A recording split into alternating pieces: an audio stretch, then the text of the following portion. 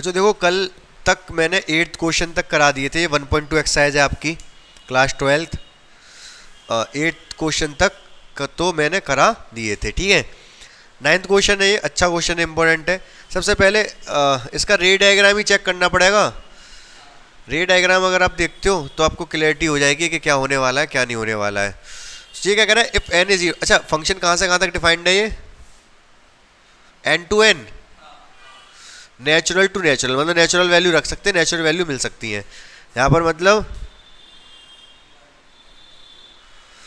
1 2 3 4 5 6 7 8, 1 2 3 4 5 6 7 8 भी लिख लो, हटाओ।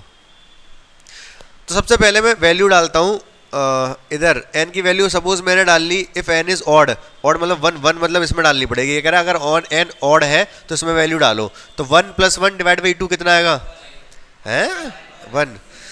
तो 1 का रिलेशन हो गया 1 से। अब कह रहा है n इज इवन, अगर 2 डालना है आपको, वैल्यू 2 चाहिए, तो किस में डालोगे, इफ n इज इवन तो इसमें 2 / 2। और एक आध डाल के देख लेते हैं, मजा आ रहा होगा। क्या कह रहे हो, तो एक दो वैल्यू और डाल के देखो। अगर n की वैल्यू आप डाल देते हो 3 इसमें डालनी पड़ेगी, 3 + 1 2 आ जाएगा, 3 पे 2 आ जाएगा। अगर मैं डालता हूँ वैल्यू 4 इवन है, इसमें डालोगे तो 2 आ जाएगा। बस 2 का 1 बन रहा है कुल मिला के।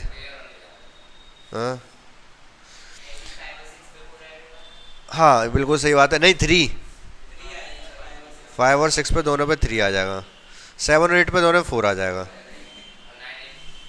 हाँ हाँ समझ गए, समझ गए। तो ये चक्कर चल रहा है, ये 1 1 है, ऑन टू है, ऑन टू है, सारी वैल्यू मिल जाएंगी, सारी 1 2 3 4 तक तो मिल गई, आगे भी मिलती रहेंगी। n तो इनफाइनाइट तक जाएगा ना, मतलब 2 वैल्यू 1 वैल्यू दे रही है, लेकिन मिल तो सारी रही है, ठीक है ना। ये भी इनफाइनाइट तक जाएगी, इनफाइनाइट कुछ होता नहीं है, ठीक है ना। अगर यहाँ पे इसमें 1000 तक गए तो इसमें 500 तक चले जाओगे। आप कहोगे तो इसमें तो 1000 तक गए, वहाँ पे क्यों नहीं गए, तो इसमें 2000 तक चले जाओ तो 1000 तक पहुँच जाओगे। इनफाइनाइट / 2 तक जाएगा वो, ये इनफाइनाइट तक गया तो इनफाइनाइट / 2 तक जाएगा, लेकिन इनफाइनाइट / 2 वही इनफाइनाइट होता है, ठीक है। आगे आ जाओ। तो इस तरीके से हमें पता चल गया 1 1 ऑन 2 नहीं है। अब हमें दिखाना पड़ेगा, हमें दिखाना कि बाइजेक्टिव है या नहीं। तो बाइजेक्टिव नहीं होगा, 1 1 नहीं है तो बाइजेक्टिव का कोई चक्कर ही नहीं है फिर, ठीक है। तो हम इसको किस तरीके से दिखाएंगे, ध्यान से आपको समझना पड़ेगा, ठीक है। तो सबसे पहले हम क्या करेंगे इसमें, 1 1 के लिए चेक कर ले, फॉर 1 1 तो हमें 1 1 नहीं है ये दिखाना है, तो किस तरीके से जस्टिफाई करना पड़ेगा आंसर। तो किस तरीके से जस्टिफाई करोगे, उसमें तो fx1 fx2 लेते थे, ठीक है ना। तो इसमें कैसे लोगे, अजीब सा लग रहा है थोड़ा, कोई बात नहीं हो जाएगा। देखो केस बनेंगे, इसमें केस बनेंगे। पहले से लेट क्या करते हैं हम, लेट fn1 = fn2, यही तो करते कर।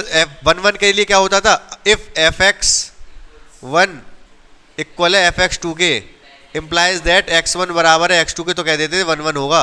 अगर यहाँ से x1 बराबर x2 के अलावा और कोई कंडीशन आ जाए तो कह देते 1 1 नहीं होगा, ठीक है। तो लेट, हमने लेट कर लिया कि fn1 बराबर है किसके, fn2 के। अब दिक्कत यह है यहाँ पर कि जो n1 है वो n2 है, दोनों या तो इवन हो सकते हैं, दोनों या तो ऑड हो सकते हैं, या एक इवन एक ऑड हो सकता है। समझ रहे हो ना, 3 कंडीशन है, 3 केस बनाने पड़ेंगे हमें। सबसे पहले case 1 if n1 n2 are odd, दोनों ही ऑड कर लिया हमने, ठीक है। तो fn1 बराबर होगा fn2 के, ये तो हमें दे रखा है इफ, तो ये तो हमने मान के चल रहे हैं कि बराबर है ये। तो ऑड के अकॉर्डिंग अगर दोनों ही ऑड है तो ये वाला फंक्शन लगेगा n1 + 1/2 n2 + 1/2, 2 से 2 कैंसिल, 1 से 1 कैंसिल, n1 = n2। यहाँ तक कोई दिक्कत वाली बात नहीं है, ठीक है। केस 2 में दोनों इवन ले लूँ, चलो दोनों इवन नहीं ले रहा, दोनों इवन में ही क्या होगा हैं? अभी केस 1 में ही दिखा रहा है ना, 3 केस है। केस 2 एक मैं पहले ये वाला ले रहा हूँ, एक इवन एक ऑड, तो केस 3 उसी से क्लियर हो जाएगा। बाकी दोनों इवन इवन लोगे, खुद से समझ में आ रहा होगा, दोनों इवन ले लूंगा मैं, तो n1/2 बराबर n2/2, 2 से 2 कट जाएगा, n1 बराबर n2 आ जाएगा। Case second, if n1 is odd n2 is even.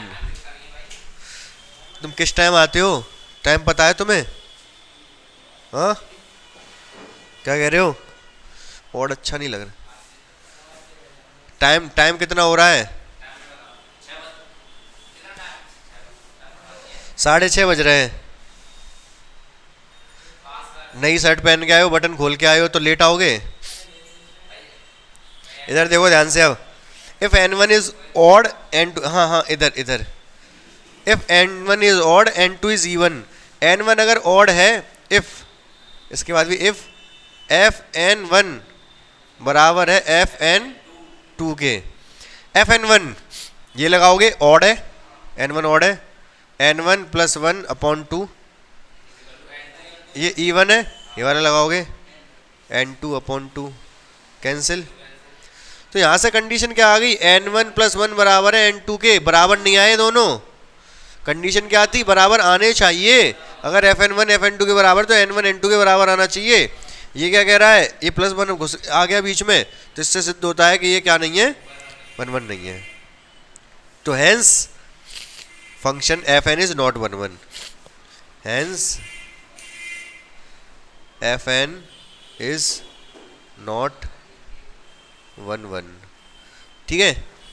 Therefore it is not bijective. क्यों? अगर 1 नहीं है तो बाइजेक्टिव कैसे हो जाएगा? ऑन टू हो चाहे ना हो। वैसे ऑन टू है, वो हमने डिस्कस कर लिया था, ऑन टू तो है, लेकिन बाइजेक्ट अगर हमने यहाँ पर ही इतना प्रूफ कर दिया कि 1 नहीं है, तो बात यही खत्म होगी, बाइजेक्टिव नहीं है। उसने यही पूछा, ये बताओ बाइजेक्टिव है या नहीं। समझ गए? नहीं समझ गए बात को? क्लियर है? ऑन टू दिखाने की आवश्यकता नहीं है फिर। नहीं, वो यही पूछा था, ये बताओ बाइजेक्टिव है या नहीं। नहीं नहीं, दोनों होने चाहिए बाइजेक्टिव के लिए, इंजेक्टिव होता है वो। अरे भाई, बाइजेक्टिव होने के लिए दोनों चीज होनी चाहिए। क्या 1 भी होना चाहिए?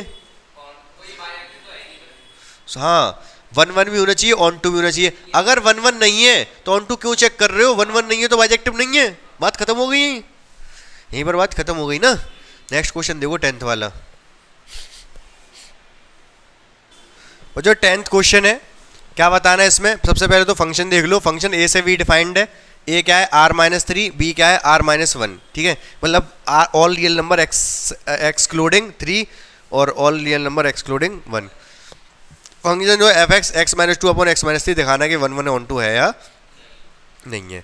चेक कर ले पहले बना के, हैं? एक ऑल रियल नंबर है, चलो 2-4 ही चेक कर पाएंगे, छोड़ो ऐसे ही करके देखते हैं। ये पॉलिनोमियल है, तो 1 ऑन टू होना चाहिए। तो सबसे पहले हम क्या करने वाले हैं इसमें, वही सॉल्यूशन में फॉर 1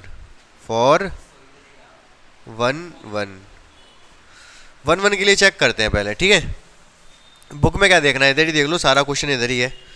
फॉर 1 सबसे पहले इफ f(x1) बराबर है f(x2),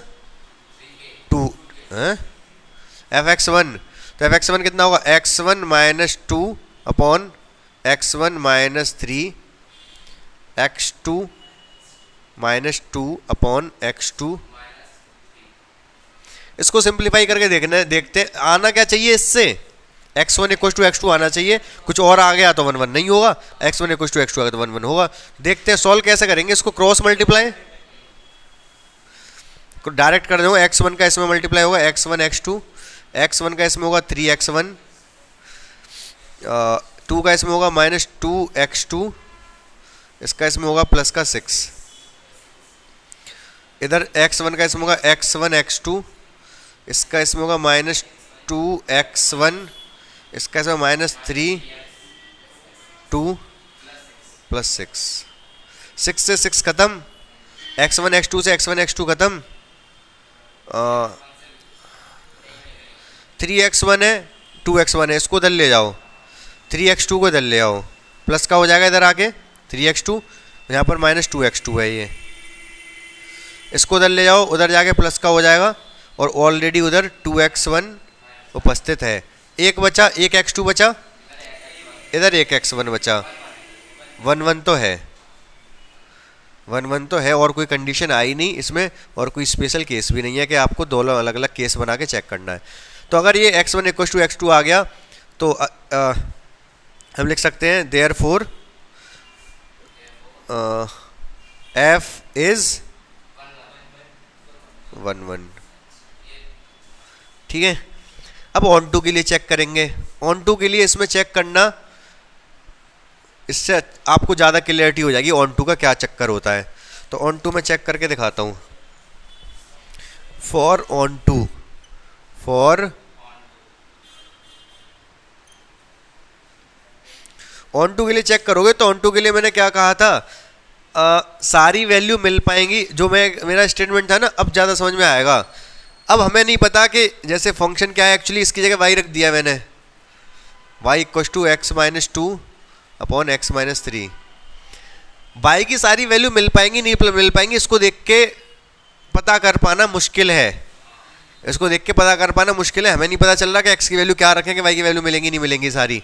ठीक है, और y के जो कोडोमेन है वो r-1 है, तो इसको हम फंक्शन को पलट देंगे, पलट के पता कर लेंगे कि ये है या नहीं है।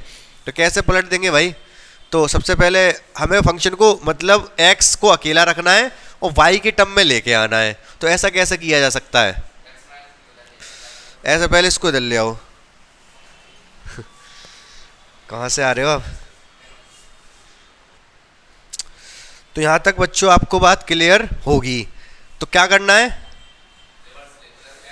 x को अकेला छोड़ना है, y की टर्म में लाना है। तो y x - 3 x - 2 मल्टीप्लाई कर लो, xy 3y x - 2। ठीक है, x सारे x वाले एक तरफ ले आओ, क्योंकि फंक्शन x में लाना है ना, इसको इधर ले आओ, yx - x। ठीक है, 3y को इधर ले जाओ, 3y - 2। ठीक है, x y - 1, x कॉमन ले लिया मैंने, 3y - 2। अब x को यहीं रखा, 3y - 2 / y - 1। अब वही चीज़ ध्यान से समझना इस चीज़ को। यहाँ से मैं ये नहीं पता कर पा रहा था कि y की सारी वैल्यू आएंगी या नहीं आएंगी। ठीक है, लेकिन यहाँ से ये पता कर सकता हूँ कि y की मैं कौन कौन सी वैल्यू रख पाऊंगा, कौन कौन सी नहीं रख पाऊंगा। आप बताओ कौन सी वैल्यू नहीं रख सकता मैं y की? सब सारी वैल्यू रख सकता हूँ, कोई दिक्कत नहीं इस फंक्शन को y की वैल्यू, केवल एक को छोड़ के 1। किसको छोड़ के? 1 को छोड़ के, क्योंकि 1 रखने पे इनफाइनाइट हो जाएगा ये। समझ पा रहे हो बात को? ठीक है, तो सारी वैल्यू हम रख सकते हैं y की। अगर सारी वैल्यू रख सकते हैं इसका मतलब सारी वैल्यू मिल जाएंगी हमको। ठीक है ना, तो यहाँ से क्या समझ पा रहे हो? तो यहाँ से क्या लिख देंगे हम, हैंस, या फिर पहले लैंग्वेज लिखनी पड़ेगी, x is defined for all y belongs to r-1 लिख दूं।